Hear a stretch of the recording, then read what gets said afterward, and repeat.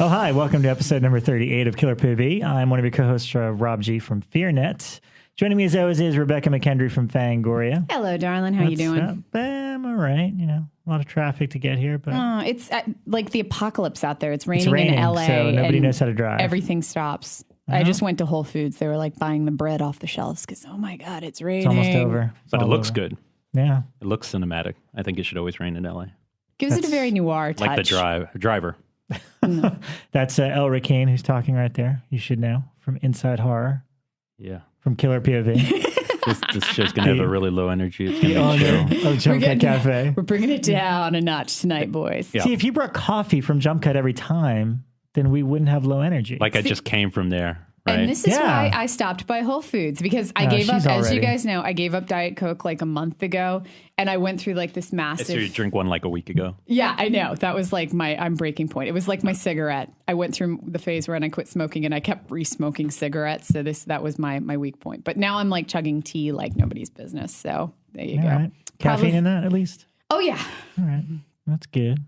Okay. Looks like you boys need some. Come on. I'm happy. I'm ready to go. It's been a rough excited. week, I'll be honest, but I'm ready to talk about horror. And we've got two very special guests with us that are going to join in right off the bat for the conversation.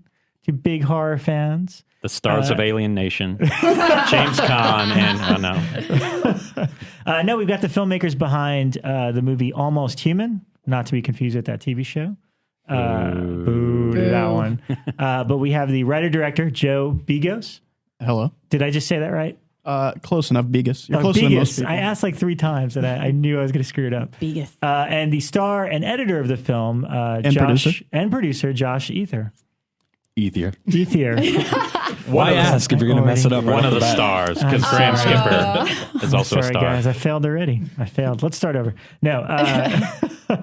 So we usually kick off. We're going to definitely talk about the movie and a little bit about these guys in a little bit.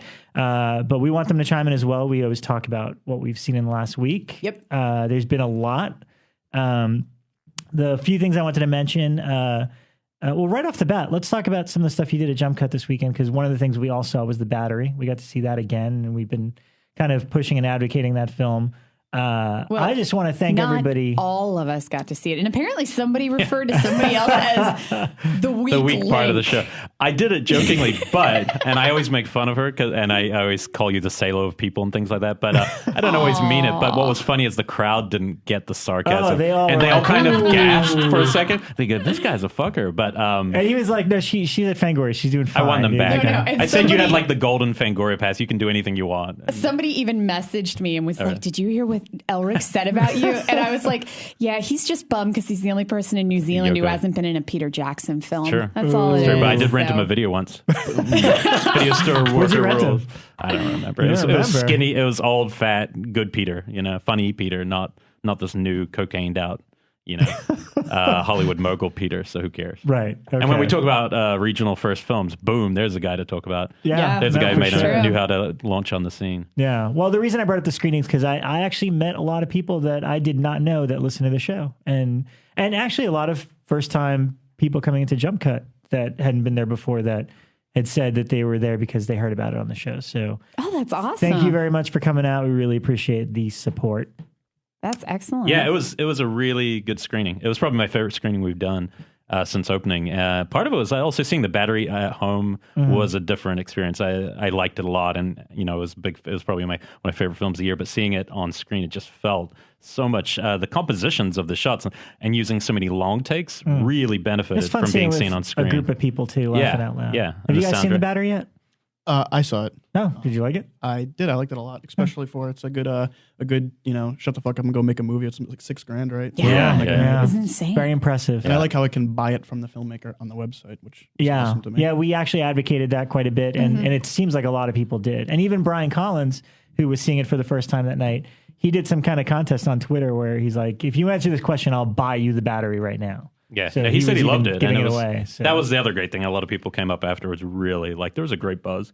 Yeah. And I wish I could show films like that every week. Yeah. It's awesome. You know? And then Subspecies 2, how'd that go? Okay, I'm going to tell you something. I'm not a big full moon guy. I mean, the stuff back then when we were young was 89 pretty to strong. 95 is Exactly, yeah. Okay. And I think a big part of it's shooting on film. You know, I look back at some of the stuff and say, Bloodstone Subspecies 2 shot on video wouldn't have been the same. But that film is gorgeous. I'd never seen Subspecies 1. I went straight into Subspecies 2. Ted Nicolau, the director, and the actress, Denise Stuff, were both there, and it was really sad because everyone had come to the Battery and it was packed, and this was not packed. This was like 12 people, and like 4 of them left during the movie in the dark. They're like friends, and this isn't my event, so I was just hosting it. This is somebody else's event to plan, and so it was a little bit of a bummer. But they were really cool, and the Q&A was awesome, and they were totally into it. It was almost like they thought 8's a great number of audience members. I mean, but the film was gorgeous. It's like, I think it's the first. Well, Subspecies 1 was the first film they shot in Romania back in the day. So they just had these incredible locations, but it was shot like it felt like Bram Stoker's Dracula, like the Francis Ford Coppola. It really had a great production value. The practical effects were incredible. So it's not the kind of story I get all that excited about. It's still a little too clunky. Was that the era where they had like Paramount money, Full Moon? Yeah, that was when they were doing theatricals, because like Ghoulies and Puppet Master were all doing pretty big scale releases. So. Yeah, they had money. Yeah, but I mean, it was good, and I love Ted Nicolau because, like, I was expressing my love of Terror Vision to him, and and how it's like the ultimate John Waters horror film, and he was really into it. And he said we could definitely show that anytime and he'd come back. So I'm excited about that because that film's just a lot of fun. I love Terror Vision. Yeah, it's a cool film. But yeah, it went well. But it was one of those movies I was prepared to go. Oh yeah, I gotta play this one for the guy, and sat down and was like, this is a fucking cool movie and really well made. I mean, I think it's better made than it is fun to watch.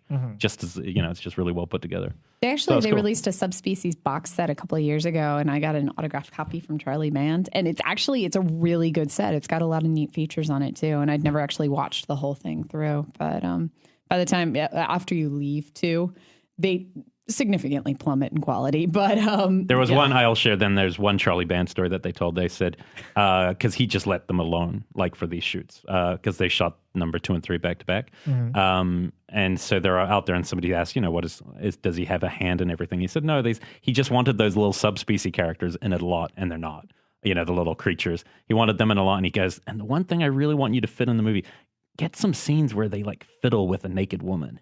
really let the little characters fiddle with the woman, and Ted's just like no. It's like at the time he's like sure, and then he's like no. Wow. So that was one of the things that didn't make it in the movie. And they also told a good story about how the actress in the first one, the reason why she doesn't come back because it's not Denise Stuff. She didn't come back because all the Romanians got really drunk. And some guy like showed up in her room like late at night and was standing above her bed, and she like freaked out and ran out of this hotel, and everyone was drunk, and it sounded actually kind of scary. And she was just like gone, and so she wasn't there for the last 2 weeks of filming. So they'd use a body double for the last 2 weeks of filming the first film. So and Denise Stuff took this role knowing that's no, she did not know that. She said on stage, she goes, that was the first time she'd ever heard it. So I thought, all right, that's fun. Wow. Crazy Romanian shoots, One of the things I saw this week finally was Curse of Chucky, as you saw yes, it, I and you saw talked about it it a couple weeks ago. It's all right. It's pretty good, actually. I kind of liked it. I really? mean, Did you like the ending? No. Like which the ending? endings. Yeah, exactly. Yeah, There's that's multiples. the thing. The problem with no the movie, spoilers. No spoilers for those that didn't see it. But I get what you're saying. I know you like the first half more than the second. I only liked because it up to when they started peeling back the layers. Yeah, I kind of like how they tied in all the other movies, but I didn't like the kind of like the way they redid some of the origin, which I don't think that's much of a spoiler to say, because they want to throw Brad Dourif in there as Brad Dourif at some point. Yeah. So there's a little bit of like an origin thing that I was like, really? That's how it connects? All right. Well, there was a huge missed opportunity there, I think. Like, without spoiling anything, but without connecting the two characters. Like, what the fuck? Yeah, totally. And I will say that it's like Joe mentioned, there's like 3 endings to it. The post-credits one is like my favorite moment in Child's Play. Me too. That's what I was going to say. But the problem with the post-credit one, which is not in the R-rated cut, because I accidentally went to the R-rated cut to watch that scene again, and it wasn't there. So I'm like, oh, that's weird. So it's only in the unrated, but after the credits of the unrated, there's an amazing like little 4-minute scene. It's my favorite moment of the whole like franchise. Like they could have just put that as a 5-minute short on this box set, and I would have been thrilled. I don't know why they put it after the credits either. So many people are going to fucking miss it because when you watch a movie at home, you typically don't. Yeah, you turn it off before you get to the credits. And plus, it's that should have been the ending of the movie. It's better than how it ends before the credits start. Yeah. But overall, I kind of. I'm going home. I'm going to go watch it right the fuck now because that was like the biggest cliffhanger I've all you ever have to do is had. cut right to the end credits and just watch what happens after. It's like it's so great. I Glover loved dancing. the first part though. I loved that it was in the Gothic house. I loved that all the Gothic elements, like the woman in the wheelchair that they included, and I loved Chucky being scary again. Does it get funny, or did they keep it straight? It's funny. This one, I own par with like the first one where he's being mean, but it's funny. Like in terms, He's like, very punny, or I'll say witty. He gets very witty at the end. I don't know. I guess so. But I dug it. I dug that a lot. And then the other thing I revisited, don't hate on me, but Land of the Dead. And I really liked that movie. I liked it when it came out. Definitely now compared to Diary and Survival, which I think quality-wise just kept getting, worse and worse. But Dennis Hopper picking his nose moment is mean, gold. It's Love that moment. great. It's great cast. I like the film. I always liked it. I just didn't like some of the casting. It. Simon Baker wasn't if he had been cast by more of just somebody more part of the genre, something, he just felt too clean or something for that film. That was really my problem. That's the last time we saw George get to have like a pretty decent movie, budget on something. Yeah, I think it's the only time we get to see George. Yeah, that's true. Yeah, but I mean, I watched it on Blu-ray. It looks gorgeous still, and him and not so much Romero, but because Carpenter always has that thing where 10 years later his movies are always like way better. But I think Romero's movies age really well too. And I don't know. I think Land of the Dead aged pretty good. It's a pretty cool little flick. So, what have you guys seen? Well, I did 35 Years of Terror, the convention. Right, Halloween thing. Which was okay. I mean, it was definitely kind of, all of the stars of Halloween except for Carpenter. And I think that should be illegal to have something like that. If you can't get the main guy, just don't even have a party. The three people that everybody kept asking, are they there, were Rob Zombie, John Carpenter, and Jamie Lee Curtis. Sorry, my brain stroked out for a sec. And none of them were there. And so that was kind of weird. Why didn't they time it with Carpenter getting that award? Like 2 weeks before, he got this big award in Pasadena. He went there. He got this. From Justin too, right? So why didn't they just time that so he would show up to this thing and get his award? There was some type of drama I'm not too sure of. But I will say that the convention itself was fun. Everybody seemed to have a really good time.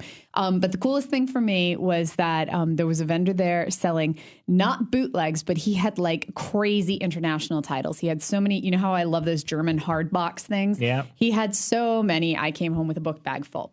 And he also had all of these great international titles that I'd never been able to get before. So I was able to pick up a copy of the one that I was talking about last week, Here Comes the Devil. And it's the Spanish one because it hasn't gotten a release yet here in the States. It kicks total ass. It's a really slow burn, but really sexually charged and just gets kind of, shitballs crazy. So I love it. Is that the one with the kids who then disappear at the start and they come back? The parents are out on a vacation. The kids go hiking. They go into a cave. They disappear for a long stretch. The parents think they've been kidnapped and they come back. But say no more. They're not themselves anymore. I think it actually comes out in a couple of weeks. Dark Skies it does. Dark Skies putting it out in a couple of weeks. Good. And then the one that was my best find of the weekend was Livid. Because those guys that made Inside, right? Inside, yeah. This one, it had done the festival circuit here in the States 2 years ago. It played at Screamfest and a couple of other ones.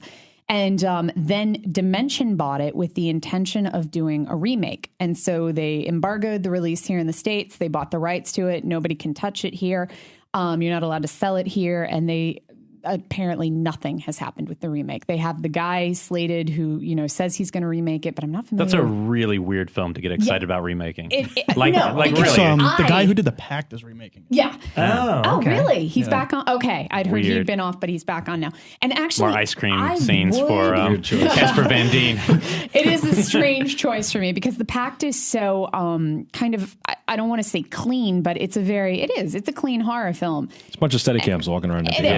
And Livid, at least the French version, is about 7 different horror films smushed together into one film, and none of them are very charming. One of them, there's a good 20 minutes in there that's just the best movie of the year, but it's surrounded by a lot of stuff that's just the first hour is just the most basic. Really? Oh, we're gonna go break into a house. But once it gets to the ballerina stuff and the vampire stuff, it's fucking awesome. Oh, well, that's no spoilers. It's my Whatever second you said. favorite horror movie of the past 10 years, and I haven't been able to see fucking Livid yet. It's really pissing me Well, off. now you can. Well, I'll be happy to loan you a copy. It's PAL, so as long as you've got a regionless Blu-ray player, you're set. But they definitely established themselves as gorgeous filmmakers. Yeah, like I have Inside's to say, just like phenomenal. even when there's nothing going on, because there is. I mean, the basic plot of the film, which I'm not giving any spoilers here, is that this girl is working as kind of a nurse, and she realizes that one of her patients, who is in a coma, lives in this cavernous mansion and supposedly has treasure in the house. So her and her boyfriend and his friend decide to break in and try to find the treasure. And they do it on Halloween night, and they find out that there's a lot more going on in the house than just, a decrepit old woman. And the scene that Elric's talking about is when they're like going through the house, and it gets a little slow, but it's so beautiful. Yeah, it's really good. It's remarkably well shot. Do you know if they're working on anything else since then? They just shot a movie called Among the Living, which is like an interdimensional horror movie that takes place in an abandoned carnival. Oh, See, awesome. I love those guys. They're wacky. Because I remember I did a set report for Halloween 2, and I was in Georgia, and we're doing like a little interview with Malik Akkad, and they were attached to Halloween 2 for a while before Rob Zombie came back. wow. So I asked Much about better that. choice. I was like, hey, what were the Inside guys going to do? And they're like, I don't know if they understand what Halloween is. So they had like some really radical shit, and we were like, I don't know. We need to like at least have Michael Myers doing what he does. They weren't. So the they hired one- Rob Zombie to do Halloween 2. Yeah. Cut to Rob Zombie filming Tyler Mane walking through the woods without a mask. Yeah. But I have to disagree with you, Elric. I would be as like the first excited as shit to remake this film. Really? Like, this is one that I'm like, I see it. I see exactly what I'd do with it, exactly how I would take it, out of the French kind of arty, quiet world and put it into a contemporary setting. But then again, I don't know if it should be remade because it is so French and quiet and arty. There's a beauty in that. And I think that a lot of it's going to get lost in the translation. I want to remake Candy Snatchers, so what the fuck do I know? I'm not the barometer of taste over here. I told you, what was the one I wanted to do? Oh, Something Wicked This Way Comes was my dream remake. Would you guys ever want to remake something now that that's out there? What's your top choice for remake? The Funhouse, because it's such a cool concept, and the movie's a fucking pile of shit. I don't care what anybody Wow. says. It All right. sucks. It's bad. And I love Toby Hooper. Dear Mike Williamson. We We've had had conversations discussion. with it. Dave Parker's a fan too, right? Yeah, a lot of people. Well, I think like Ty West and like Eli Roth. Were I'm a attached fan to it of for like God knows how a long. tenth of it. Like I think there's a cool creature and there's some cool moments, but the tone of it does feel a little off to me. Cujo, too. I think Cujo could be awesome. The movie, I don't like the nice. movie, but the book's awesome. Hmm. I think that's about it. I don't know what else I'd remake. Highlander. Yeah, Highlander. But that's Yeah. perfect. I'd actually love to do like a. The film is perfect. I think there's a Nightmare on Elm Street that could be like not really a remake, but it's just like another movie in that canon. Yeah, And they Friday the should just 13th continue it. too. I feel like you just do a standalone Friday the 13th movie for like $3 million, and it'd be fucking awesome. Yeah. Found I always footage, of thought course. with Friday the 13th, that is the franchise where instead of making like a $20 million movie, I would just give that to like directors like you guys, somebody who's proved that they can make a movie, but still have a way to go to like prove that next big film and keep them low budget. 'Cause that was Like go, the oh, point. you made your next Adam Wingard, here's the next Friday the 13th, and then the next one is made by and every year just fucking. Well, they're churn them trying to out, do you know? one now, and they're imperative that it's found footage because they Yes. want to keep the budget under $10 million, and it's like Well, Yeah, if it's found I footage, it guess should we're be going to have to give up 6 helicopters, guys. like We've got to make cuts. 20-something thousand is what it should. Yeah, Yeah. it's really amazing. disappointing when they go that way. It's so stupid. And I don't know what that would be. I mean, yes, they want Jason filming his kills. So imagine Laid to Rest as a Friday Oh the my 13th Oh movie. God. my Found gosh, footage. this just got terrible. but at Hopefully, least getting this out in the open is going to make them realize how stupid of a decision it is, and they decide not to do it'd it. be good for Rob Hull's girlfriend to get in there again. But what made Laid to Rest cool was the Nothing. awesome kills. Oh, yeah, the kills. The kills were actually I pretty was good. very Number two. appreciative. The kill sequences, the murder set pieces were But I just don't amazing in watch that. movies for that. Like, No, you I know, don't either, I get so- to them and go, oh, those scenes were good, but why can't you write? Just like I felt in Green Inferno. Like I'm watching Green. I'm going to bring it back to Eli because I really, just really hated this film. But it's like, that's cool that in the middle you had some pretty cool effect shots, but you also had like the best effects studio working for you. So that means nothing to me. You know what I mean? Like I could make this podcast look amazing if they came in here and did us all up. It's just the writing of the characters is so bad, Well, So speaking of bad writing, the other thing that I've been watching this week, which is for a FEARnet piece, is I'm trying to get all the way through the Witchcraft franchise. These are those horrible TNA films. Wait, how many? Oh yeah, I remember. I'm that. up to 3 so far, and I think I'm going to have to stop. I was going to try to cover the whole franchise for a piece, That's but madness. I can't do it, guys. You have to finish it. I have to. Yeah, completist. You just said it. You have to finish it. Previously, I've made it up to the Julie Strain one, which I think is part 6. It's Jesus called like Christ. Witchcraft the Temptress. Yeah, and aren't it's there got like Julie 11 of Strain in those? it. Oh yeah. So I have seen so much ass this week. It's insane. So but I'm on 3. I'm on 3 right now. Everyone was good with that part. Yeah, that sounds great, Becca. When are we watching the rest? And then my prize of the week, aside from Livid, because Livid is so trippy, I then was like, I want to watch another kind of these gothic-y, trippy movies. So I went back and watched Ken Russell's Gothic again. Oh, and this will be fun. I just love that movie. Okay, it's my least favorite movie ever made. What? Oh my God. Yes, ever. And I'll tell you why. I haven't watched. Does it beat Green Inferno? No, yeah, it does. I haven't watched that film in 20 years, but as a kid, I rented it so many times because of the cover. The 2 films I rented the most, Bad Dreams, which I always liked, but the cover was great. And then this one, every couple years, I'd go, oh, maybe this film's okay. I obviously was totally retarded. But I hate, every time I watched it, it was so boring. You've got and everything to about rewatch okay, it I as haven't an seen it adult. as an adult, but I You have hated to. it. And I like Ken Russell's The Devils, but otherwise Ken Russell's a little eccentric. It's the story of Mary Shelley writing Frankenstein, but it's how she came up with the concept. And that's that they're in a house one night and Lord Byron's there and he's having relations with, there's a lot of like sexual stuff going on. And but not fun American mean, Friday the 13th. It's Ken Russell. It's Ken Russell. It's Yeah. Ken Russell, so it's already like, sex, and there's a lot of religious overtones.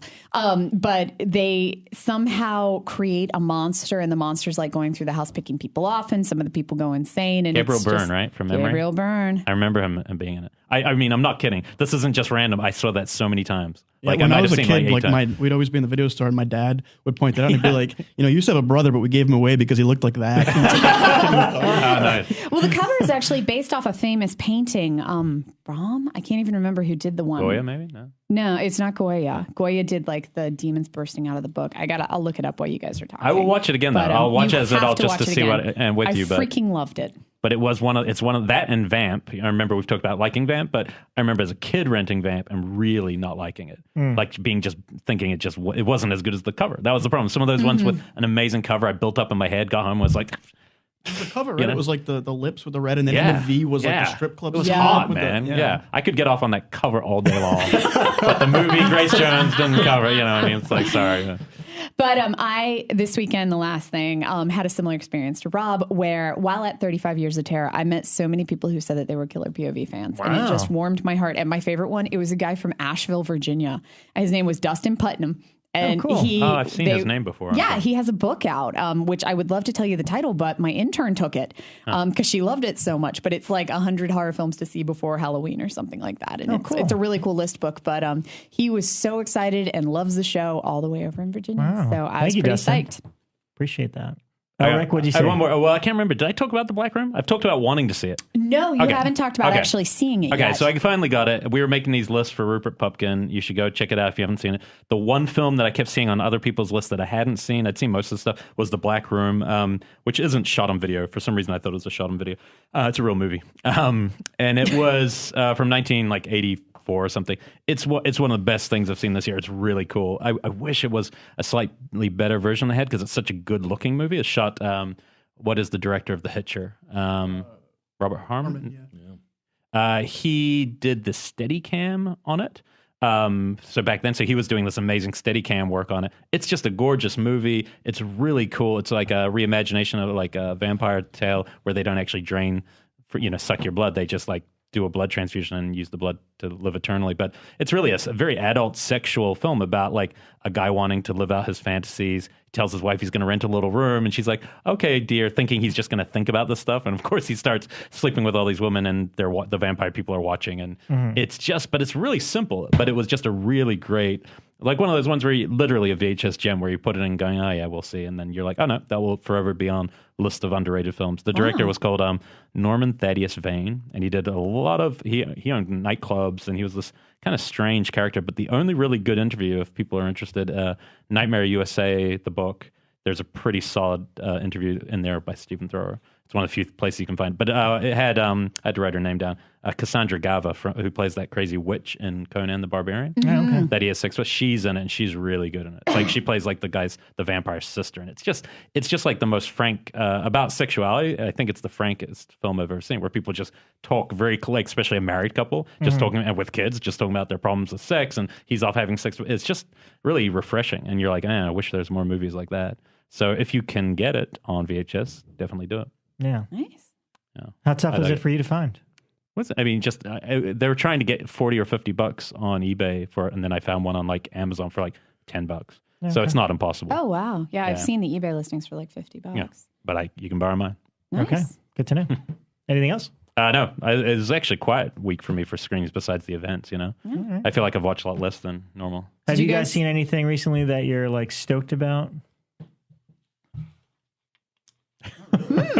Watched Bad Milo a couple nights ago. I liked Bad Milo. I love that movie. I'm a little disappointed. I like it. I'm I like it. Such a huge fan of The State. I have really high hopes for it. So, Yeah, it's I mean, Ken Marino's good, and the creature.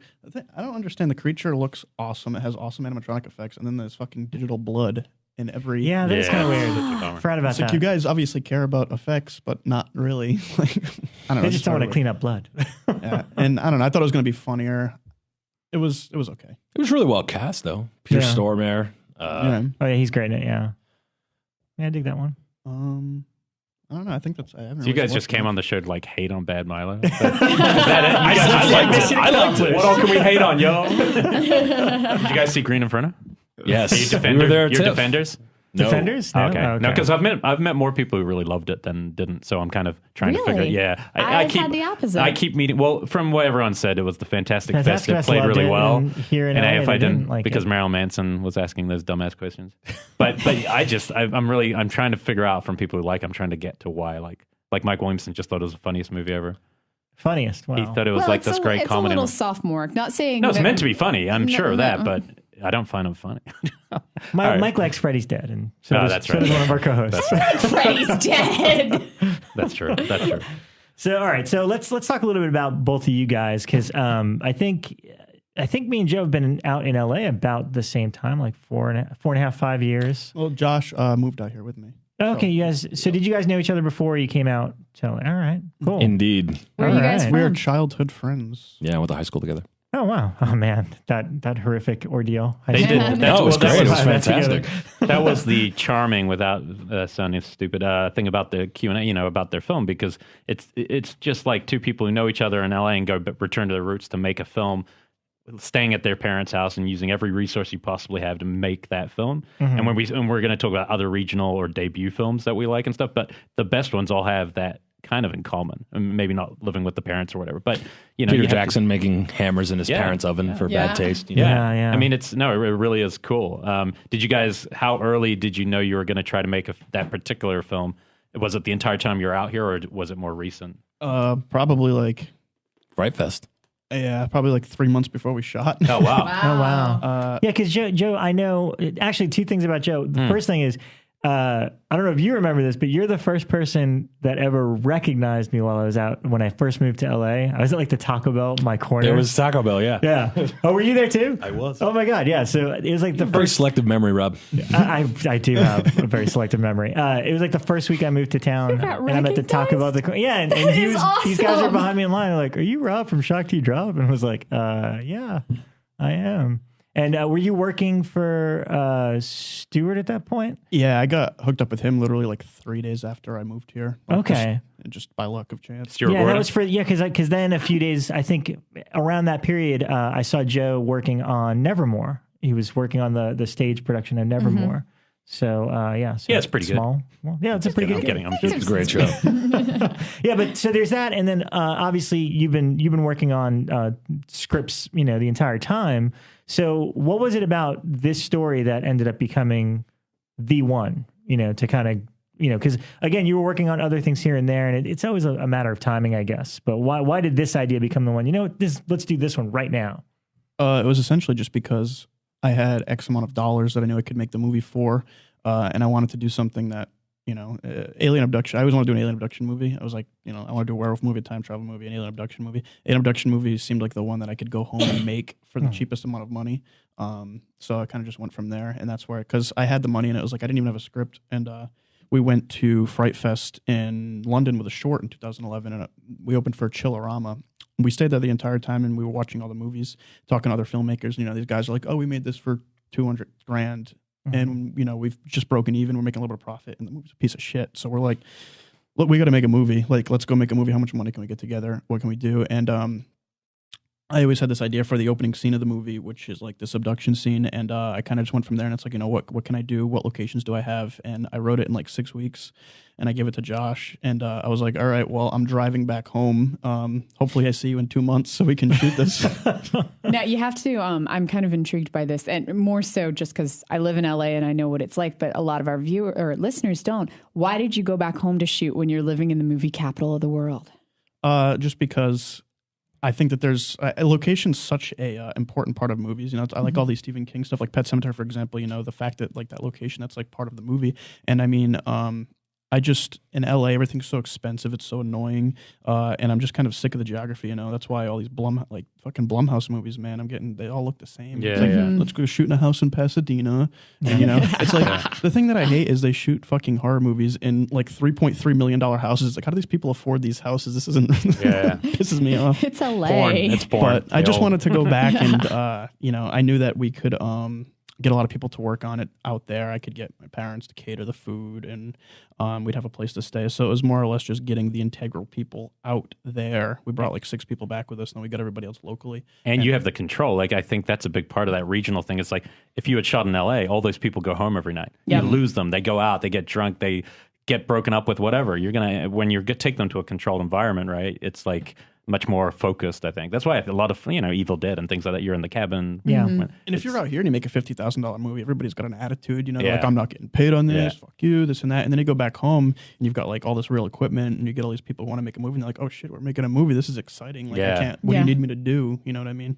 So it was kind of just like that. I could feel that in your movie, and I think that's one of the most fun parts. You just can feel that it's handmade, but in a good way, not in a way that it felt sloppy. Like what you're explaining in the Q&A, that they just learned how to use it wasn't a red, was it? No, it was the red, red. Just like days before shooting. Which, I mean, it's, people get like all nervous about this stuff, but I mean, if you've shot on a camera, like, that's why it's like, or we're going to shoot on the red. It's like, well, we just need a day. It's the file use option, the camera, right? Yeah. you know what I mean? So, I mean, it's kind of just jumping in head first like that. But it's a really good looking film. Like, it's really well shot, I think. Thank you. And shot by him. Yeah, no, it's good. Our DI artist owes a lot to that too, who also colored. I remember you talking about the difference in The Sacrament and The Green Inferno, and they were shot on the same cameras. This guy colored The Sacrament and all of West's other movies. And didn't color the. And one of the actors in The Green Inferno colored The Green Inferno. Well, I think it's intent too. Like, in that case, I really think it was how do you use like at the start of a movie. You're making Green Inferno. Is that the right camera for the actual aesthetic of your movie, or is that just the one you want to shoot on? The Sacrament used it the right way, right? Yeah. I feel like if I was making Green Inferno, I would have gone, yes, Super 16. Let's like grunge it up. Let's go make a cannibal movie. But do you think it would have been marketable then? I mean, would people go see? Absolutely. I mean, no, you wait till you see 16 millimeter is more marketable than video, like home video. Trust me, 5Ds, the problem is it's very still, and they try to make it look epic when it really doesn't look epic. Oh, I'm not disagreeing like, it's all with still you. No, I'm just saying because you haven't seen it. It's very from still. A studio perspective, if the studio is putting forth money, I have a feeling that they're going to say, okay, you're shooting on the fancy stuff. But I mean, I think more theatrical movies in the past year have been shot on 16 than the 5D.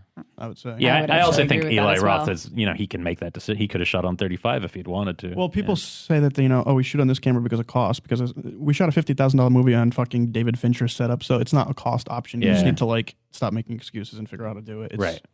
I mean, cameras are so cheap now. It's ridiculous. Yeah, but people still need to. I think the big thing is choose the right camera. There's so many cameras now. Choose the one that will be the right aesthetic. Yours is good because it had that very cool blue tint to it, and I think that really made, especially on a low budget, made the whole film feel uniform. Well, that was shot in winter in New England. So. Right. Now, I was confused about that. It's a little blue. Were you in it's meant to be Maine, right? Yeah. But you shot in where? Was it? Rhode Island. Rhode Island. And why did you want it to be? Why isn't it Rhode Island, for instance? It was literally just something that like a Stephen King. Had 4 seconds of thought put into it at the beginning. But the reason that I went with Maine is because that whole Stephen King thing, and people, I think, when they see Maine, they relate that more to, they know what that looks like, or if they're like Rhode Island, what the fuck does that look like? Yeah, what does Rhode Island look like? I want to see a Rhode Island movie. I'm like, Rhode Island It's horror. so funny because we went to go see The Conjuring I went with my AC, and The Conjuring's supposed to be in Rhode Island, but they shot it in Virginia or something. North Carolina. Yeah. North Carolina. And after I was the gonna movie, say that's not Virginia. I said to my buddy, I was like, they fucking shot in North Carolina and pretend it's Rhode Island. He's like, yeah, kind of like shooting in Rhode Island and pretending it's Maine. And I'm like, You can't win.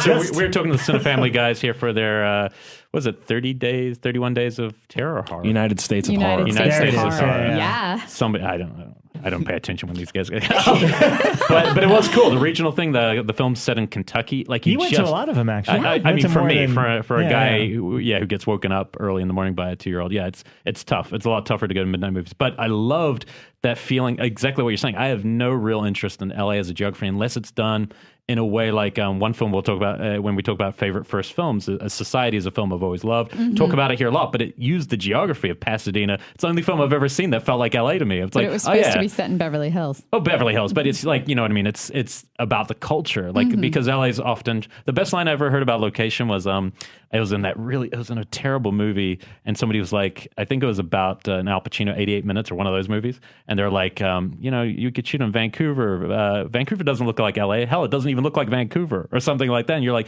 these so many soulless places that we try to use as like backdrops to a place, but they don't have that feeling, which is, you watch Evil Dead, the first one, you like know you're watching something shot somewhere very specific, and that becomes a character to your film, right? Like yours is cold. yeah. Exactly. Like when he's naked, we know he's cold as woods. shit. Yeah. See, that's how I always define regional horror, is that the region that it's shot in has to be just as important as the plot and the characters. It has to be somehow worked in there so that if you picked this movie up and put it in someplace else, that it would completely change the tone. Where was Dead Zone filmed? that had to be Toronto. It was Cronenberg. Yeah. I mean, because whatever they did with that's one of those films where I think back to the locations and go, wow, those locations add a lot, wherever it's shot. Well, that's the thing, when you think of a Cronenberg movie too, like he just uses Toronto like as a, but I mean, like when I think of a Cronenberg movie, I think of the streets of Toronto. I think of that gray cement architecture. Yeah. We were Or walking around going, oh my God. Yeah. Or even like The Brood with him, where it doesn't even feel so much like a city. It feels like you're in a country setting, but Yeah, it's that's still weird. just freaking Toronto.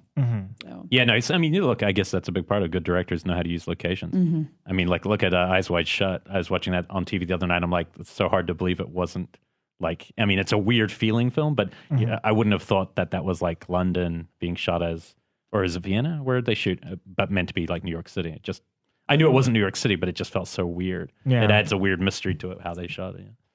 Which brings me to my favorite regional horror films, which are New York.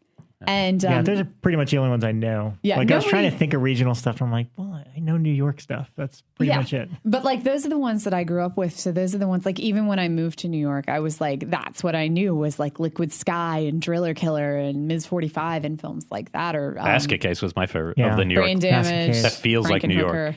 Yeah, Chud. Right. So, I mean, those are what I still think of New York as, but nobody shoots in New York anymore unless you're like Spider-Man. And Even that if New you York did, the doesn't look. sleaze is gone. You know? Yeah, it looks like a different Doesn't feel place. the It same. still exists in certain areas because Trauma is still able to find it because they had to move their office out to Long Island City. To Trauma get it brings back, it but with them. I think that's it. Wherever Trauma is, there's like a 10-block radius of sleaze. But I mean, even still, like when I think of like the sleazy parts of Manhattan, still Alphabet City is still a little stabby. sketchy. It's a little stabby A little over stabby. there. But I mean, nobody could afford to shoot in Alphabet City because it's still just as expensive as the rest Is there of the any island. Coney Island horror films? Because that seems like such a cool place to shoot. Coney Island's a horror film. weird place because it kind of exists in a bubble where Coney Island is Coney Island, and if you step 2 feet away from Coney Island, you're in like the sketchiest Russian- projects ever. Yeah, but that's So- what I mean. I think that would be. I mean, Requiem for a Dream obviously kind of had a lot out there, but I just feel like every time I've gone there when it's winter and there's not many people, there's just old Russian people out on their balcony. It just evokes something in me. Maybe I should make a horror film. somebody Yeah, should make you something. should. Hey, you guys want to? Okay. There's Rockaway Beach is the same Yeah, way, yeah, where Rockaway. like Rockaway Beach is this beautiful, picturesque beach with these like $1 million homes, and if you step 2 steps away from the $1 million homes, it's just like frightening. So yeah, it'd be a really fascinating scenario for a horror film. Have there been other horror films shot where you guys shot in Rhode Island in general? Had there been anything you're familiar with? Not really. Okay. Nothing of note. Just a bunch of really, really low budget stuff that people sell at conventions. Right. Yeah, Connecticut. There's a lot of stuff shot in Connecticut. Yeah. like Ty probably West. 2 hours of us. Yeah. Wood Chipper Massacre was Oh, one yeah, of my yeah. faves from the 80s that I remember was Connecticut, shot on video. Shot on Shitia. Yeah. Yep. Best family. I always wanted that family to replace Family Ties family. And if you could just bring that family with the crazy blonde kid and the bad blonde girl. You guys should look up Wood Chipper trailer. It's the worst film ever. Wow. Was there, so you guys are going back there, was the like community, did they all want to get involved in the making of this? Or was there any like hostility? Was it a good thing? No, I mean, we had a lot of friends that we grew up with who would help us on like stuff in high school who we kind of went to and had brought them on, and it was our first kind of like, I mean, it was everybody's first real production in that sense. But there wasn't really no hostility from anybody. It was really easy. We got all of our locations for free. Everything you saw was for free. Like literally, like they let us shoot in a diner overnight, 2 nights in a row. Wow. They just said, oh, here's the keys. Oh, wow. They keep asking my dad how the movie's coming. Yeah. And that's actually another thing that's really awesome about Rhode Island is like we tried to, we said it in the 80s, but like we didn't have to do any production design. That's what fucking everything looks like. Yeah, it that's looks, Rhode Island. Yeah, it's like wood paneling walls and everything, the paint jobs. Station wagons everywhere. Yeah. So, I mean, the only hostility I guess came, I had some problems with some crew members, but nobody's getting paid. So there's the door, you know what I mean? Right. Local crew members or people you took from here? No, everybody I took from here was awesome. It was Yeah. local. Okay. Local people, Yeah. a couple of local people who I didn't talk to for a year and a half and then showed up in Toronto for the premiere acting like we were Oh, wow. friends. Oh. This is your public shaming now. Where you know who you are. Oh, they were made aware of the fact. Eli Roth, you know who you are. So, I mean, how collaborative is the process between the two of you, considering that, Joe, obviously you're writing the stuff, you're starring in it. I guess it was a given you were going to edit as well, since you do that. So, like, how collaborative and how much do you talk about this, knowing what roles you guys are all going to have at the end of the day? Well, I'll write the script and give Josh an early draft, and up until that point, it's usually just me. And then from there, we'll bounce ideas off each other for the script, and then kind of just once we go into shooting, I don't know, it's hard to explain because we just have done it so many times. It's just the way that and it's we've just done like, it. all right, well, we're going to relegate. This is what you do. We relegate this, and there's not really a lot of discussion about that. It kind of just. Mm-hmm. That's You guys how are it kind of happens. at the secondhand stage where it's like, oh, Which makes sense for childhood friends, I guess. Yeah. Even more so, because that's just when you play, right? When you're kids and you go and play like these games pretending to be Ghostbusters or whatever, you just inherently know what the other person's doing. It's cool. You're lucky to have a relationship like that in LA, Yeah. Yeah. Yeah, So- and I mean, you guys have been working consistently since then. Like I know Josh does a lot of stuff with Arioscope, and again, you worked with Stuart. You worked on Reanimator the musical as well, which is where Graham Skipper came kind of into the picture. Mm-hmm. So just from networking and working with these types of people, these other filmmakers, what did you guys bring into making the first movie? Like what did you learn over the course of the few years that made you ready to make this first feature? It's actually interesting. Nothing. Yeah, like really, like I don't know. It's hard to explain. I would say the only bonus was that I worked a lot of time as a DIT, so I learned the red, and then showed Joe and our AC, and they spent like 2 or 3 days just shooting like a ton of tests and figured it out for themselves. Because like working on, I don't know, to be honest, working on stuff out here, a lot of times I'm just like scratching my head and I'm like, what the fuck are these people doing? Like, Yeah. Welcome I to don't know. LA. Yeah, it was just it's very bizarre. So I mean, I guess that the biggest thing that I learned was actually seeing Stuart. I've never actually seen somebody else direct that I actually respected or thought was a good director. So being able to see Stuart direct for 2 years was probably my biggest learning experience. But it's weird. None of the connections that we had or people we worked with had any help whatsoever in getting the movie made, which is another reason why I decided to make it. Because it's like, I've been studying directors for so long since I knew I wanted to direct since I was a young 12 or 13. And the way to make a movie, guaranteed that you make a movie is just to do it yourself. So I figured, I knew that I wasn't going to sell a script to some studio. I'm not a good enough writer. But it's like if I made my own movie, then I can guarantee that this movie is going to be done. It's going to be made. I'm going to have something out there. Nobody's going to stop me. So it's like I always knew in my head that we were going to probably have to make something super low budget. And I'm glad that I made it now as opposed to 4 or 5 years ago, because I have made those shorts and we have learned more, like just working with each other and made other stuff. But as far as actually living out here, it didn't help at all getting the movie made, and that's why we went back home. Yeah. We cashed in a couple of favors out here on like cameras and some equipment, and then we drove it back to Rhode Island and spearheaded the ship ourselves. Wow. Because like for the red, like I have a good buddy who works at a rental house, and I was just like, dude, we're gonna shoot on the fuck we're gonna shoot on. It was the same camera that shot A Horrible Way to Die on, which is like a consumer 1080p camera. And I'm like, hey, dude, if you can get me 2 Reds for 2 months, I'll make you a co-producer on the movie. We had 2 Reds in fucking less than a day for less than we were paying for the other camera. Nice. Wow. It's like, just stuff like that. Yeah, that's pretty amazing. I guess that helped, knowing that kid got us a Red. So. Yeah, that actually Just counts. make friends with people at rental Big friends houses. to get deals. Yeah, Yeah. exactly. And I would imagine. I mean, I haven't seen the movie yet. I'm dying to see it. But I heard you guys when you were on Adam and Joe's show, and I would imagine that being the fan that you are, I would imagine a good chunk of the budget was definitely kind of reserved for the effects. Because when it comes to a horror movie, that's kind of what you want to look the best. Yeah, our effects budget was like $9,000. Who did the effects for you Yeah. guys? Did you guys fly someone in to do the effects from LA? Or? We hired this guy who is out of New Hampshire, and he does a lot of second unit stuff for like all the studio stuff that goes there. He's like the head of makeup for studio stuff. So he actually had some sort of experience. Yeah, and the first movie that he ever did himself was actually shot in Rhode Island. This terrible Robert Englund movie called Incubus, which came out. I think yeah. I remember that. Yeah. Oh yeah. Piece of shit. Well, anyway, and I met with the 3 people. Like there's like 3 makeup artists within 4 hours of where we were shooting. So I met with all 3 of them, and this guy was going to give us the best deal. And his workshop, he had like a huge 3-car garage. It was just a workshop, and it all looked awesome. Unfortunately, he was very lazy on the film and didn't kind of come through with everything he said he would, which bothered me. I think because he knew that there wasn't a lot of other options. So fuck it, I'm just going to wing it. And the thing that bothered me the most is we put $9,000, so like almost 20% of our budget was for the effects, and I paid him to make certain effects, and then when it came to shooting, we didn't have time to shoot them, so I had to cut the effects in the day, the stuff that we already paid for. And I mean, when you're on a $50,000 movie and you cut an effect that was already made, that's like 5% of your budget, and it's just like fucking blow your brains out. And it's like, God damn it. But so as disappointed as I was with how some of it turned out, it seems like nobody has the same problems I do. Yeah, that's just not, because that, I think it's just because I'm behind the scenes and I'm like, I was supposed to do this, God damn it. Yeah. No, all the effects are good, and especially towards the end. And they're one key money scene that I won't even tell you what it is, but you will see the best reaction shot in the history of cinema. Graham Skipper gives a real reaction because he really walked into a room at a moment where something really crazy, absurd, and funny, and has a great effect, a link to it happens, and I mean, as I was watching, I was like, wow, that was a great reaction. Like literally, my brain thought that, and then at the end they do the Q&A. He's like, that's his real reaction because he had no idea what we were doing, and he walks in the room, and you're like, oh.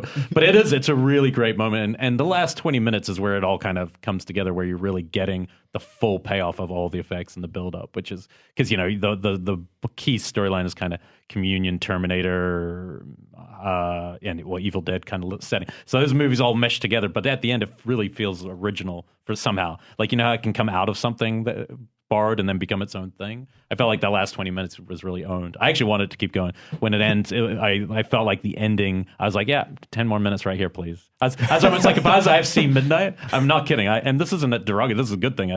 I remember just thinking, man, if I was IFC Midnight, I'd go give those guys like, here's another 20 grand. Just go out, shoot another 10 minutes of Graham Skipper stuff. Just go. More of him running around doing crazy stuff. But that's for what I think what first films are meant to leave you with, right? Like, especially if they're self-made. I mean, Evil Dead's the same. You want more, and then you get Evil Dead 2, Yeah. It makes sense. Almost Tuman. Will it be a remake and a sequel like Evil Dead 2? Yeah. It could. Hey, the story's there. Yeah. I want to know more about what your time travel movie would be. Do you know yet? That depends how much money I have. Okay. I love time travel. I had a films. story that was sort of like The Fly as a time travel movie. And long story short, I guess, in a nutshell, these 2 brothers make kind of a handmade time machine, and they go to try it out.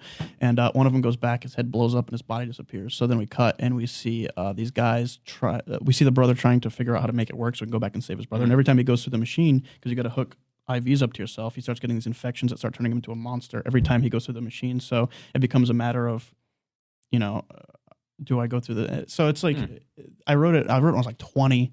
And I haven't looked at it in a few years. And like, I like the idea, but the script needs like a really big rehaul. So I guess that, I think that's a really cool idea. But of course, part of me wants to do like a giant $20 million time travel movie too. So Don't do it. Do the small one again. One more self-contained one.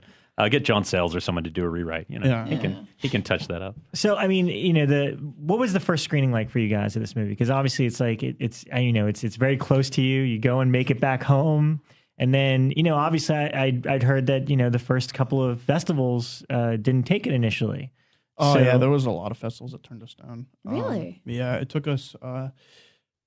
we found out we were in TIFF in March, like 6 months before Toronto, and before that we had been submitting everywhere.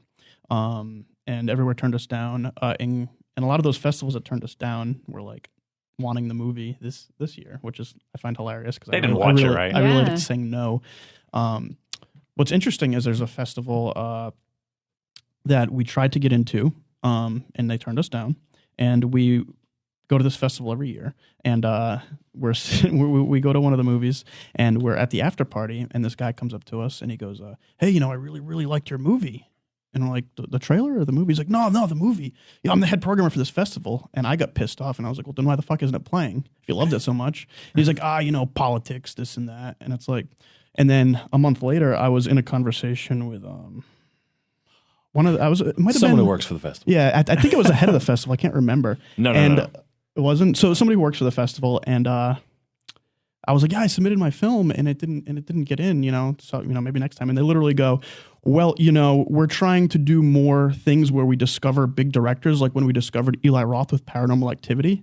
And I literally just fucking ripped into them, and I walked away. What? Yeah. Oh, Well, But we that's- now yeah, know that's what which you have to- festival it is. You just have to deal with stuff like that, which is very annoying. well, and also, I mean, the festival is a whole different conversation about like who's even seeing your film. Is it an intern? Is it a 20-year-old who, Yeah. if you made an adult film, they don't even want to watch it. Did they watch the whole movie? They need to have a little more quality. Like I was talking to someone who watches all the foreign Oscar. They have to watch all the foreign films as part of the Academy, and there's a thing there where you have to stamp something in. You have to make it at least 45 minutes in, which I find that funny too. Like that counts 45 minutes of a movie. It's like, but it really is a racket. It's an actual racket, like where people are paying all this money. And I think it's like some people say it's like a 50-to-1 ratio. Sometimes you have 50 festivals, you apply. Well, Think how much that is. Colin Geddes, who runs Midnight Madness at Toronto, Right. It's actually awesome because when he watched the movie, he called me up before he accepted it, and he was just kind of telling me the whole process behind a lot of these festivals. And like, for instance, if a genre movie gets submitted to Toronto, even if it's a blind submission, he at least puts it on and watches it. That's great. And he's like, I can't believe this hasn't gotten into at least some of these smaller festivals you guys have submitted to. He's like, let me. I'll talk to him, and he's like, I'm just curious. So he was basically telling us that a lot of these bigger festivals, they have a committee of like 15 people who select the dramas, the foreign movies, Right. and then these people then vote on what they're going to pick as their horror movies. So Yep. of course they're going to go for stuff that has some sort of name because they don't watch Right. these movies. It's like what's going to draw the most attention. Where he's like a giant genre fan, so it's Yeah. like what actually excites me. You know what I mean? That's really become So one of the awesome. centers for genre stuff now, like to launch. Like I remember when Your Next played there, right? And the bidding war Yeah. happened there. I mean, it seems to be an It's like exciting High place. Tension, Saw, Cabin Fever, Yeah. Inside. Inside. The Yeah. Raid. That's a good place to So be. it Colin was, picks great films. Yeah, that's cool. Yeah. So fuck it. TIFF took it, and how did that go over the I first was, screening? I was fucking wasted. Like, So drunk. we had an open bar right before the movie, and yeah, we got out of our minds. You guys weren't like you had plenty of time to kind of post production to finish it properly, and Oh no, or at least- we were done when we were accepted. okay, yeah. It wasn't Yeah. like you were Yeah. scrambling to Well, but what sucks is We just couldn't tell anybody. Yeah, the Colin accepted it in like March, and we had finished a couple months earlier. So now it's like, all right, we know we're going to be playing in TIFF, but we can't say anything to anybody for 5 months. He's like, if I find out anybody knows, you're out. It's like, okay. wow. Oh, wow. So you had to I don't think it wasn't that threatening. It wasn't that threatening. That's how I was like, Jesus. That's all how right, it I'm felt. gonna- But a lot of the film fests will do that. I've gotten Yeah. calls like the day I submit, like you're in, but if you tell anybody before January, I'll make you cry. And I'm okay.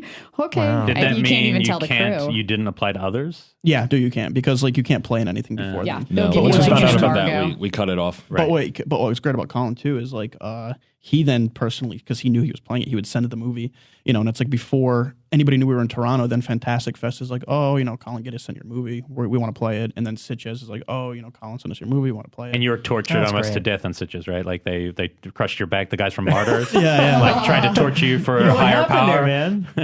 I just stupidly fell off. I was drunk and I fell. The rumor is because you didn't break your back or anything, did you? Because that's what we heard. Oh, okay, yeah. Oh, my my God, he's goodness. wearing like a brace and everything. Over a Videodrome shirt. Yeah. That's how cool he is. He's wearing a physical brace. He's doing body horror on the body horror.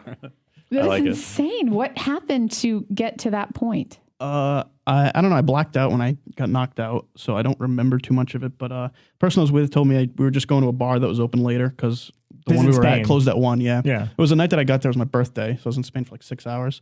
And we were going to a bar that was open till 5. And I said, "Hey man, I go take a piss." And then 20 minutes later, I had not come back, and he went and saw me 20 feet down off this cliff unconscious. Oh my gosh! You'll see it next year at Screamfest. What was the technical diagnosis? Did you literally break your back? Yeah, so these guys came, paramedics came, and I woke up in the hotel lobby, and I was refusing to go to the hospital just because I didn't want to go to a Spanish hospital. Right. Yeah. And like I was awake, and my legs could work, so I didn't think anything serious was wrong. And I was in a lot of pain, and I got a cane from the people over there. And I actually just, I thought that I maybe bruised some organs or something because it was a lot of painful, but I could walk. So I was walking around, and, the people from Graham was there and our other co-star Vanessa, and they would just get me wasted right when we woke up. And I had these painkillers, and I was like, all right, I'm going to enjoy this. I'll get better when I get back.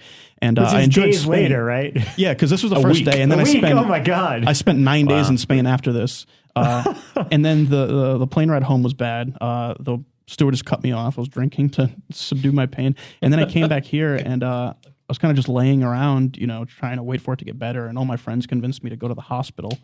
And right when I got to the hospital, they were like, "You have 2 shattered vertebrae and 2 other fractured ones. We need to admit you right now. You may need spinal surgery." And oh my God. So I was there for a few days, and then they told me that I do not, in fact, need spinal surgery, and they put me in this stupid-looking brace, and I'll be all better by January. Oh my gosh! How did you walk around? Like, was it made worse because you waited the 9 days? No.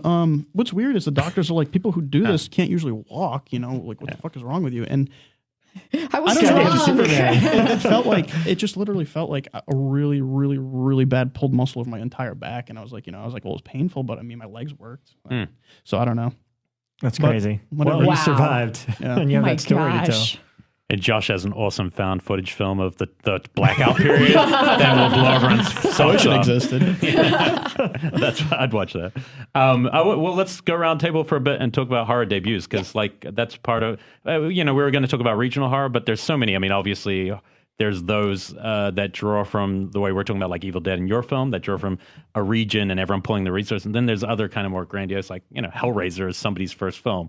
It's kind of crazy. Yeah, you know what I mean? But, that's true. But those are guys who have been working in the theater for years, and obviously Texas Chainsaw is one of the, that's not his first film though. Eggshells. Yeah. So technically, there's a few like that where guys did a lot of TV movies too before, which almost doesn't count. I'm thinking like it's the all in. Like, this is everything we've got. We pull all the resources and we make our first film in the genre. But that's actually something I'd love to ask you about, because the one question that I always get asked, and I know Elric and Rob do too, whenever we do panels or talk with fans, they always want to know, how do you get the movie paid for? Did you guys pull resources together?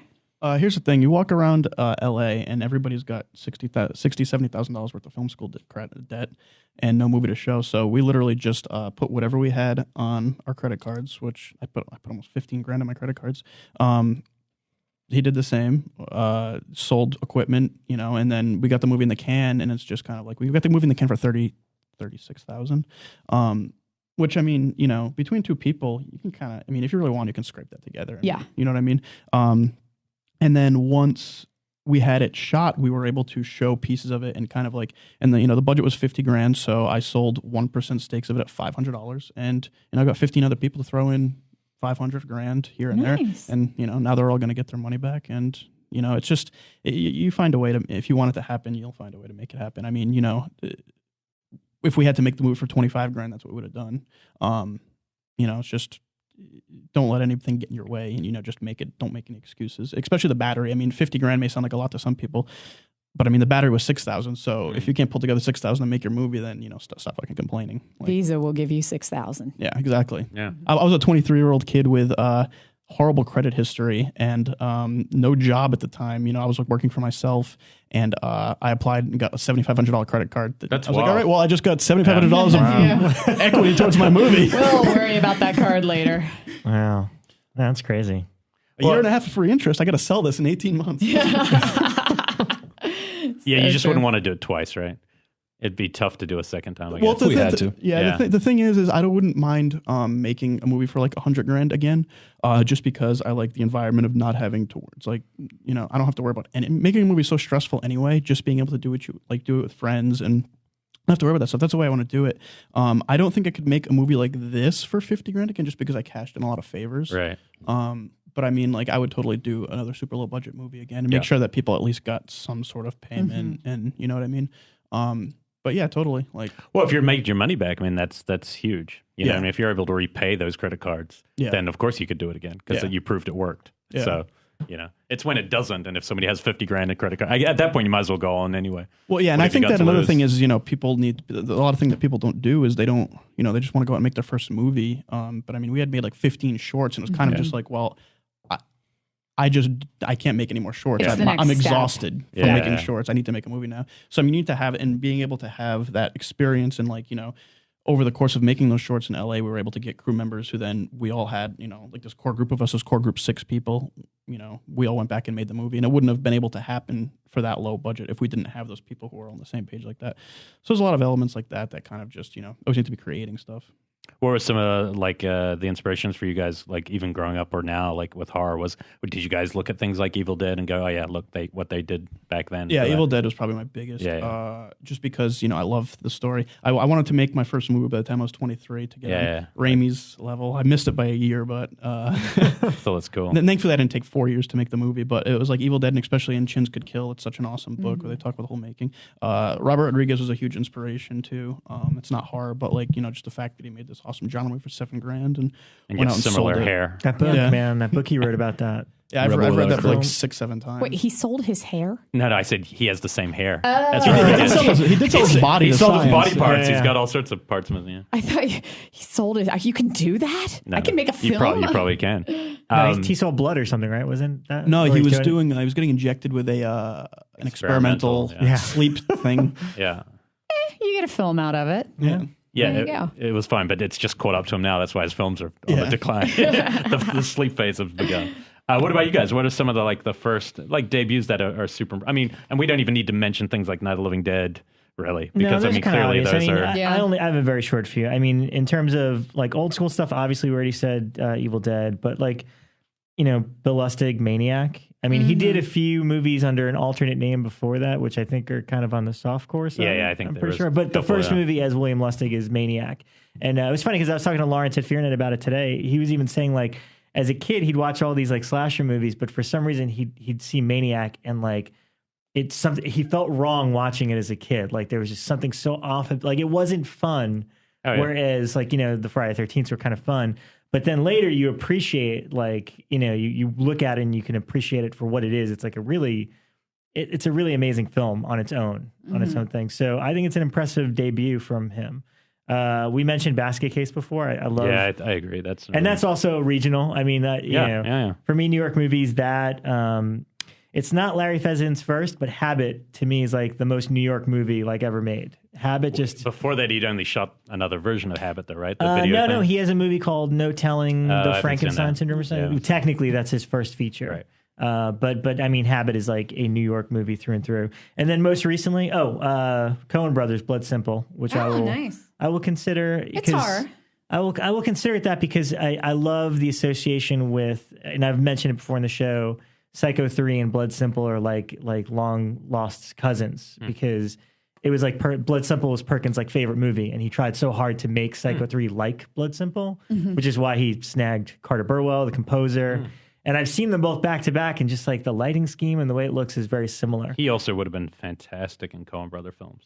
He looks like he was made for Coen Brother movies. I think they would have loved using Anthony Perkins as an actor. Yeah, I'm sure. Nice. And then most recently, just All the Boys Love Manny Lane, Jonathan Levine. Yeah. It's a pretty impressive Such first a good movie. film. And I love Excision, the one Richard Bates Jr. did. Strong debut. I remember you love that. I love that movie. I wish I made it. I was okay with it.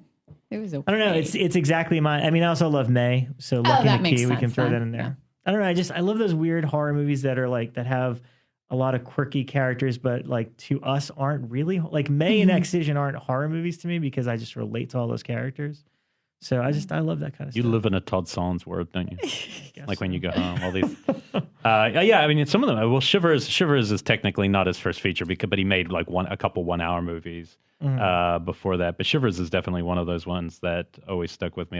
Henry Portrait of Serial Killer is not a film I enjoy watching, but if that's your first movie, people are going to notice. It's so well shot, though. Yeah. Cool and he's never style. really made horror again, has he? John McNaughton? I don't know. No, I was super. What's that? He did Masters of Horror. Oh yeah, he episode. did. Yeah. Yeah. Style. Yeah. I was super stoked for a while there after, was it after Freddy versus Jason? But for a while, before they remade Nightmare, he was going to do like a prequel movie with Robert Englund minus the makeup. And I thought like, oh, that'd be kind of Would've been the interesting, dude that did Henry It was going going to to be like a $4 million 16mm movie too. Ah, weird. Yeah, it would have been cool. But then there's one, like my favorite of all time is, without even doubt, is Eraserhead in terms of like somebody putting their resource together and just sticking to their vision. Like, years go by and I'm still going to make this film. Jack Nance, you're going to still put your hair on end 4 years. I mean, there's that one, they always talk about it. There's a scene where Jack Nance walks through a door, and when he gets to the other side of the door, it's like 3.5 years have passed. Like that continuity cut has 3.5 years between that shot. To me, that blows my mind.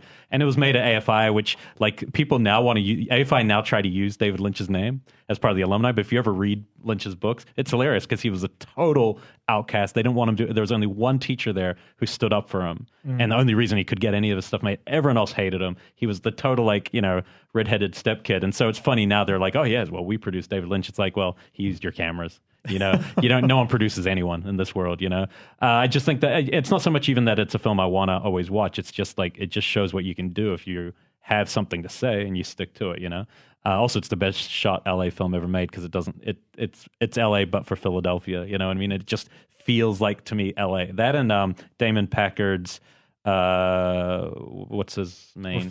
Reflections of Evil are my two favorite LA shot movies.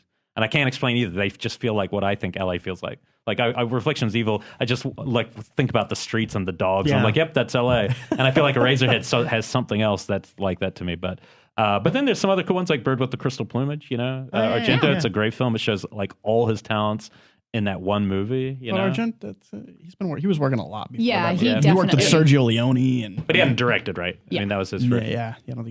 He had of course he had a lot of experience. That's why it's a very polished.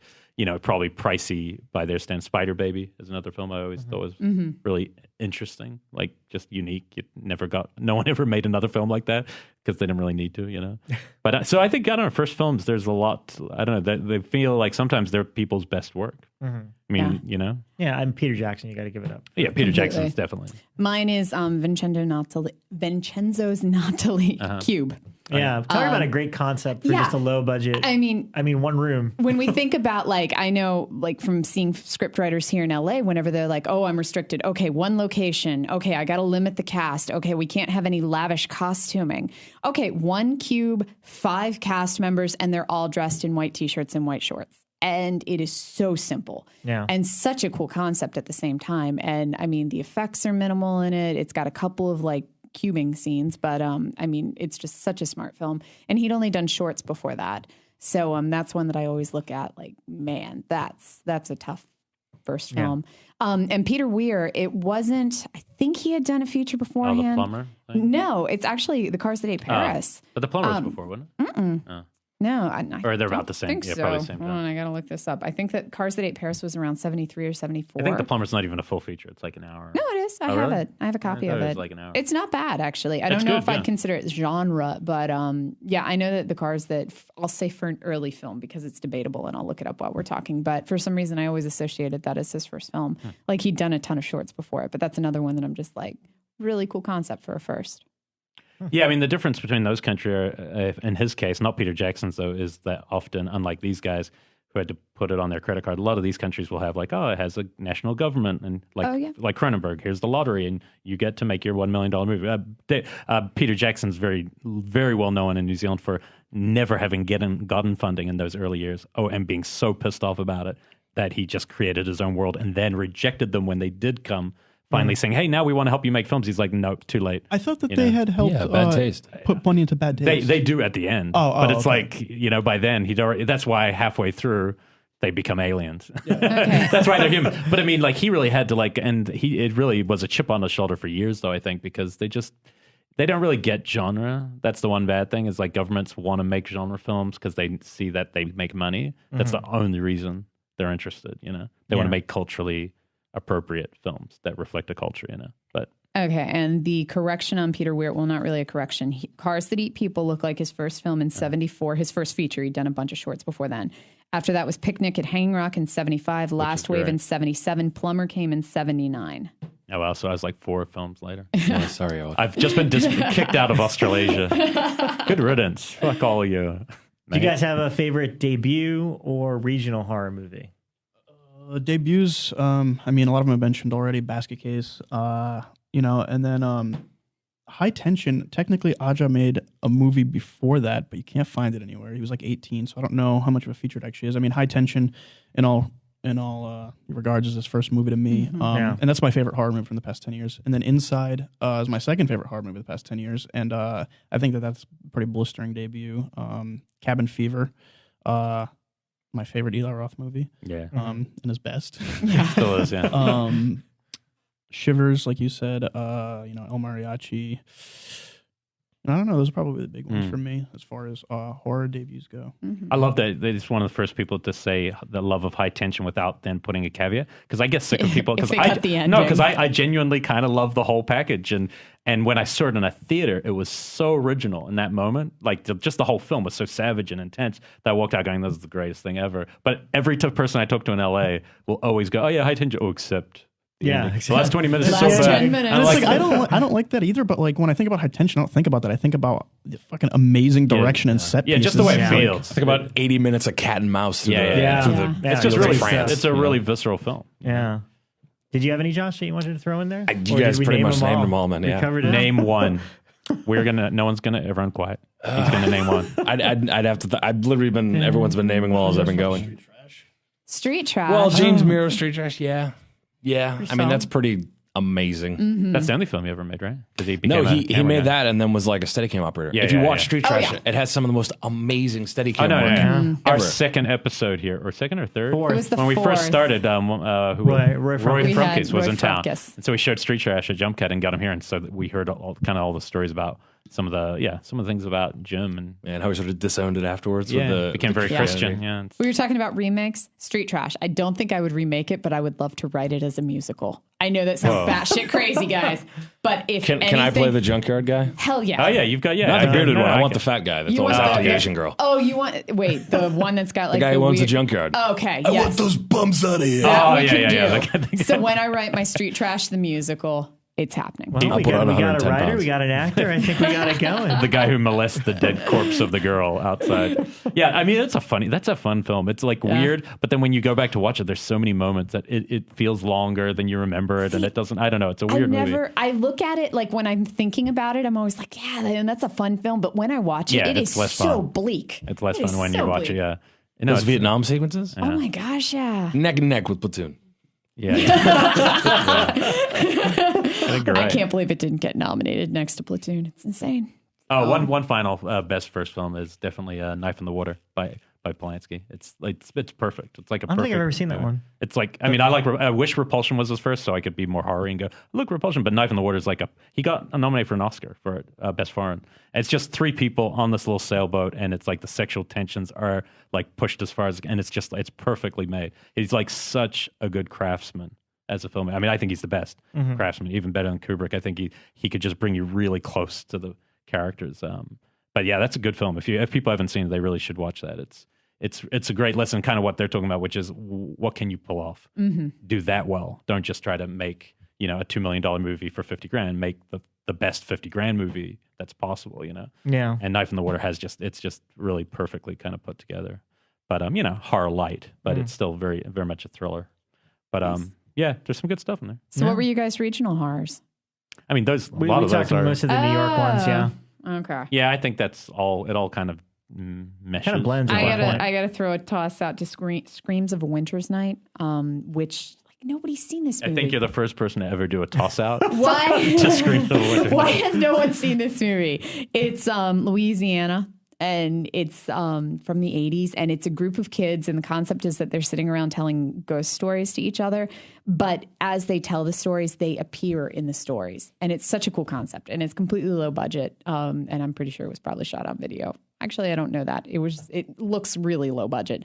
But yeah, I would definitely recommend. The guys at Cinefamily were like, man, we considered that one. It was great, but we couldn't find a good print. So it was tough looking at some of their choices for like how they would leave something out. Like it was kind of like I remember getting so mad during our show about Florida not having shockwaves, and then they added it was shockwaves, and then they added shockwaves after, and I was like, yes, victory. And then Pissed everyone, off Elric no, did but that. then I'd hear back from people who went to it, and they're like, man, shockwaves is so boring, and that's like, oops, sorry. That's your fault. It'd been a while since I'd seen Whatever. it. We saw Abby. That's all that Yeah, matters. Abby was badass. I saw, they had a copy of that on DVD, and it was an import at my favorite little DVD importer this weekend, and I thought about getting it for you guys. Despite what they say, it is out as a double feature with another movie. It's just it's a terrible quality Transfer. DVD. Of It wasn't cheap either, so that's why you didn't no, get it. there's a cheap like $10 double feature. Really? Yeah. Oh. Do you guys You have can a find favorite film like that? Like just a film that really just echoes the place it was made, where it's so interconnected for a genre film? Basket Case is what comes to mind for me. Yeah, for New York. That was probably the first New York set movie that was really ingrained in my mind. And before I ever went to New York City, that's the image of New York City that I had in my mind totally. from Basket Case. Sleazy as fuck. Did it look like that when you got to New York? No, unfortunately not. No, it just smelled like piss. Yeah. It still does. As a kid there once, I remember this guy came up to me. I was probably 11, and he put his arm around me. He goes, man, I got girls who suck your dick off and mow. And I'm not, this isn't even a joke. For years, I wondered what the more was. I was like, what's more than that? Like, what more could there be? And I'm still like, and then I went back years later, and it had all been Disneyfied, and it was like time travel. You wanted I was to find that It's guy. still and find there. out. I'm still curious. I got married, and I still haven't had more. I'm like, When I was doing a class at NYU, there was every morning I'd have to cross Washington Square. And there was the same guy there every day who always offered me acid. And I was like, are you a narc? Because he would be there at 5 in the morning in a suit and look very professional, but he was always offering acid. And who the hell takes acid at 5 in the morning on a that's pretty Wednesday? cool. Yeah, that's pretty cool. Well, it lasts 14 hours. You got to take it early in the day. It's like dedication. But it is interesting how different it is. Yeah. Because I never lived there, but my grandma lived there, and I grew up living in New Zealand, totally different, and then traveling every couple of years. So every couple of years, and then the one time coming back, it was just so. I think it was when the Virgin Megastore was suddenly gone, and I was like, that's "Whoa!" not that long ago. Yeah, well, coming towards the end, where I was like, "Oh, now this looks like That's Disneyland." only 5 years ago. Yeah, that and was it's all my Lion last King year and- in New York was when the Virgin Megastore went, because I bought so much shit for $2 a piece. So. It's not Abel Ferrara's New York anymore. There's still, don't think remember, it's I lived next to Abel Ferrara, Oh, yeah. and I swear he made it Abel Ferrara's New York. Oh, yeah. We used the same pharmacy, and man, standing behind that guy in line was a trip. So Yeah, I wonder if it's possible to make a great New York horror film now in the actual Manhattan area and still make it look like anything. Well, if you think Rosemary's Baby, that was filmed in an upscale New York setting. Right. So, I mean, I think you never that really saw the streets. Only a couple scenes. only a couple. were She was on outside. Columbus Circle and Yeah, it's- things like that. So, I mean, that element still exists very much. Birth so. actually did a really good. The look of Birth was great. Mm-hmm. The story wasn't great, but it's a gorgeous looking movie. Or Joshua was another one Uh-huh. that was filmed in definitely kind of an Upper East Side New York attitude. It's just the West Side is cleaned up now. And in order to get kind of the gross, kind of icky feeling that you get from films like Driller Killer or even Street Trash, you really have to kind of head to the junkyards of Jersey or, go a couple other places like Bronx. You could probably find it, or Queens.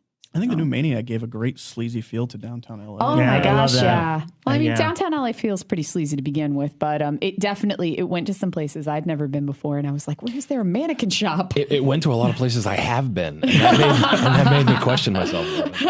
Wow. I thought that was like the appropriate update for it's like the equivalent of 80s, early 80s New York is downtown LA right now. Because downtown, I would not walk by myself No, in downtown I- LA during the day a lot of the time. So, It's just Yeah. so isolated. You don't see many people. That's the weird thing about downtown LA, especially on a Sunday if you go to the Disneyland, the art gallery next to them. Is it LACMA or whatever? Oh yeah. Just you don't see anyone. It's totally desolate. which is weird to me. weirdest strip in downtown LA, and I've only been down it once, but it was just like a 3-block stretch, and it had all of these movie palaces. Like every two buildings. It's on Broadway. Oh yeah, Every the two $1 million buildings were like these huge, enormous, just movie religious palaces, places now. all shut down, or they were like They're churches now, yeah, it's- and one was an Urban Outfitters, because I guess they're trying to gentrify the area. But it was so weird just to see this, because it looked like 42nd Street, where it was just movie palace, movie palace, movie palace. But instead of being converted into things, most were just still shut. That's why With I like don't- cell yeah. phone stores on either side. Yeah, exactly. Well, then there was talk that they were going to make an Alamo Draft House down there, and I'm like, why would you put it there? man. Like, there's all these amazing I'm not theaters. going Wouldn't you down just there. take one of Yeah. those over and redeck it I would out? never go down there for No, that. and it's like so. It's I don't know. The Valley would be the most logical for the cost, I'd think. But I've heard that they're Everyone moving would just away get from- kicked out. Yeah, exactly. I mean, we go to the movies in the Valley. Everyone would get kicked out. It'd be me and him sitting there watching movies, which actually is fine with me. Yeah, Yeah. we'd be pretty cool with that. So, but yeah, if it Yeah. was in the Valley, I'd be there every weekend. Don't make me drive downtown, guys. Yeah. It would have been right next to a metro stop. Really? Do you not Which take the one? train either? I take the train occasionally. I'll I think take it was. it into I think it was Hollywood. supposed to be down near Pershing Square, Okay. Huh. No, I'll get from like which actually is right near where Maniac was filmed. the You extent guys of my start giving train travel is directions, like I'm going to walk out of the room. no go to Hollywood. All the people who are listening in Kansas right now, I apologize for the previous 3 minutes. Google Maps. Google Maps. Google Map. But if you're talking about regional films, that's why I like watching Entourage. The show never enthused me, but I liked watching all the settings around LA. Right. So, because they used them inventively. Like there was a scene where she was talking about how she was in her hometown and it was so far away. And then I saw the giant evil clown and I was like, that's evil clown liquor. I know yeah. exactly where you are. Yeah, Circus Yeah. Corner. Well, So, Cronenberg's by my new film's going to be shot Tuesday. here, huh? Is it? Really? Map to the Stars? It was already shot. Yeah. There's, is it called Map to the Stars? Yeah. Something like that, yeah. And it's all it looks very Hollywood, Beverly Hillsy almost. So I'm curious to see what he does. It We'll sounds see. almost like David Cronenberg's Southland Tales. Yeah, right. Nice. Which I'd watch. Right? Yeah, Yeah, sounds good to me. That sounds good. So IFC Midnight is where the film is coming eventually. That's or if check a local film festival if people are listening to this and Yeah, want is it playing anymore before the official release? No American festivals as of right now. Poland. Poland. Poland. all We right. live in Poland. Yeah. yeah. You guys going after that? I wish. Dead of winter. They were playing at the Warsaw Theater. Wow. Nice. There's going to be a couple more international stuff, but nothing in America, I don't think. I think they just want to hold it till release. But we'll be coming out in like New York and LA and all the big cities, or 5 big cities anyway, at Mhm. least. And then it comes out, IFC's putting it out early next year? Yeah, That's the plan? they told us like end of February, March sometime, but who knows? Around there sometime, I imagine. I don't even know if you'll be able to answer that and just say pass if you can't, but because I see they pick a lot of good stuff. But are they good deals for people? Like, and just purely like obviously the eyeballs you get for that kind of distribution is a good deal. But is there are these like financial deals up front, or are they things based on how it goes on VOD? It's a combination of both. Okay. Ours is I don't know. It's hard to say because a lot of other. This pisses me off because I'm open with anything with other filmmakers because I like Yeah, discussing this stuff. yeah. But you talk to anybody else about their movie. Yeah, and people it's never like, want to talk about money. Yeah, That's yeah. why I was nervous to ask you about the financing because don't- everybody wants to know how the frick do you pay for a movie, but nobody wants to talk about I it don't if know they why. actually get So- one paid have to for. work Like, and what, are you save gonna up. be arrested if you talk about how you got your movie made? Yeah. So I don't know, but I mean, with us, I mean, I think going in, they knew what kind of movie we were, how we were so low budget, stuff Right. like that. But even so, I mean, we still got a good deal. Yeah, cool. For me, anyway, I think that it's a really good deal. It's more than our budget, and with every amount of rentals, we get bonuses. They do pick up good movies. They've been really good to deal with so far. Cool. Yeah, they, So, they yeah, seem no fairly complaints. supportive Yeah. of the movies they have put. I mean, it seems like they put out some interesting choices and they're supportive of it. So. Yeah, and what surprised me is when I met with the acquisitions people, they're like our age. They're in their late 20s, Cool. and it's Wow. like, and they're horror fans, and it's like that's who you need in Yeah, your yeah. acquisitions. Yeah, it's smart. So I mean, the deal was really good. They definitely offer upfront money. And yeah, What about I'm happy. DVD? No, that's not the DVD Blu-ray though, right? They're just doing. No, they do have the DVD Blu-ray rights, but they put it out through MPI, I think. Oh, Okay. great. Mhm. So, but they're theatrical VOD, everything. So we're trying to get a VHS. Hopefully we can do that Oh, cool. through one of Nice. the companies. Did you guys shoot any behind the scenes? Yeah, we have like our one of the people on our crew. We were like, do you want to put together the behind the scenes documentary or whatever for the DVD? And he put together. He's like, all right, well, I assembled all of the good footage in chronological order, and it was, I don't know, 8 hours? Yeah, 8.5 hours. Nice. So hopefully we're going to trim that down and we'll have like a feature length That's cool. behind Yeah. the scenes thing. Oh, that's great. And also the other thing worth noting is the poster, you know. Yeah. It evokes, we always talk about this think I've too. seen It looks Yeah. like pretty much look it the up. sort of thing you would see on a VHS, like when you walked into a video store as a You kid. guys haven't seen the As poster? a- It's better than the as movie. opposed to Yeah, the- I want the reactions live. Was it at the screening that I went to? No, I don't think so. So will that remain the cover? And Yeah, that was part of the deal. Is we said, you're using my poster. They were totally cool with that, but they want Oh, cool. they want Yeah, that's to Ooh. create like they're like, you can't have one piece of marketing art. You need more. Oh, yeah. So And it's not often you put the editor as the lead thing on a poster. That's Well, I mean, I want to see more movies out there with the editor on the poster. That's, I would go see those films. Yeah. and I'll get into something else here that I'm sure other people wouldn't get into. But okay, that poster cost us $2,500 ish. It was like 1,800 pounds, or whatever. It cost $2,500, which we got before we had any reps. And it's like, obviously we have no stars in our movie. We have no hooks. We need people to have a reason to want to see this. Yeah. And not only that, I want a good poster. So we hired, we went out and seeked out this guy. So it cost us about $2,500, and then we cut the trailer ourselves. So right there, that's $2,500 ish total. And once we started going to sales reps, for instance, our foreign sales rep, they're like, all right, well, we'll only charge you expenses of $30,000 because you have a poster and trailer. Usually we charge $75,000 to $100,000. That's insane. So getting that poster for $2,500 and cutting a trailer saved us, anywhere 40 to from 70. Yeah, $40,000 to $70,000. And then, I'm talking to I talked to IFC and I was like, yeah, that's how much we paid for that poster. And they're like, Jesus. They're like, really? And it's like, people are going out there and paying $10,000, $15,000 to have some dipshit Photoshop your poster. And it's like, I don't know. It's just, it's weird to me. That shocks people. what They did you don't pick them look it on? out. Had he done other stuff that you had? Oh, that's He did, Tom Hodge. Yeah, he did the Deep Innkeepers Designs. and Hobo with a Shotgun. yeah. Just had a Killer Sacrament poster. Yeah. Oh, cool. Yeah. That's a great That's what I poster. loved about Ty is the posters he commissioned for those films. So that's great. cool. Yeah. But yeah, that's super cheap. And because people don't want that kind of art, people who do that kind of art are cheap to do. You know what I mean? And I would hopefully have a hand painted poster for all of my movies. Yeah.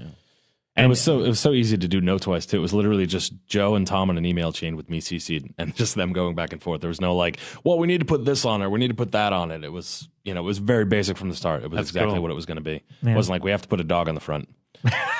Oh, wait till my next movie, kids. It's going to have a dog. I don't know. I see that poster and I'm like, I want to see that movie. Yeah, totally. It's pretty rad.